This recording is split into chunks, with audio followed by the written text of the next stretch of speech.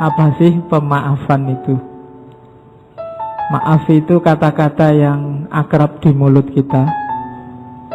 Cuma jarang orang yang sampai masuk ke dalam memaafkan bener apa enggak.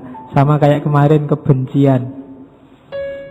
Kebencian itu akrab dengan hidup kita sehari-hari, tapi kita tidak merasa bahwa dalam diri kita banyak kebencian.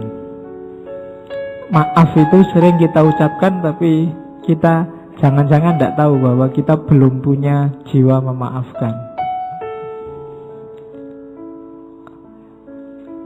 Ada banyak definisi tentang forgiveness, tapi saya suka definisi itu. Yang saya suka dari definisi itu, ada beberapa kata-kata yang menurut saya pas. Yang pertama, proses.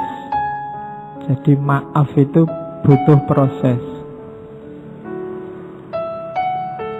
Susah maaf itu langsung. Kalau langsung itu biasanya bukan maaf. Mungkin basa-basi atau otomatis thought kayak kemarin. Nyenggol orang kesenggol dil, maaf ya. Itu biasanya enggak ada mikir panjang. Maaf beneran apa kayaknya enggak. Jadi ada proses pasti. Setelah proses, tapi proses ini proses yang disengaja. Kalau otomatis itu berarti tidak disengaja. Disengaja itu diniati benar. Kemudian sukarela. Ada orang yang minta maafnya tidak sukarela. Kenapa? Dipaksa. Kalau bapak tidak minta maaf dalam waktu 2 kali 24 jam, saya laporkan polisi. Nah itu tidak sukarela. Tidak ketemu hakikatnya pemaafan. Orangnya minta maaf bukan karena dia memang niat minta maaf, sengaja minta maaf, tapi karena takut ditangkap polisi. Jadi ada unsur sukarela dan sengaja. Kemudian ada sikap mental yang berubah. Dari awalnya tidak suka, tidak berkenan, jadi memaklumi. Harus ada ininya.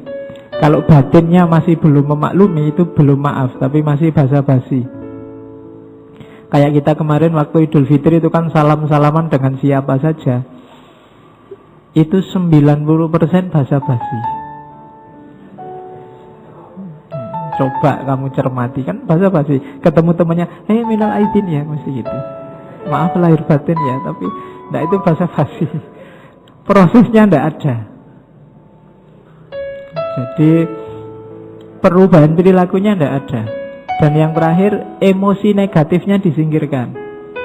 Dendam, ingin membalas, tadi disenggol, nyenggol balik baru saya maafkan, itu berarti nggak memaafkan. Jadi dalam maaf itu ada kesengajaan, kesukarelaan, ada perubahan tanggapan dari suka jadi tidak suka jadi suka, dari marah jadi memaklumi, dan yang terakhir tidak ada lagi emosi negatif.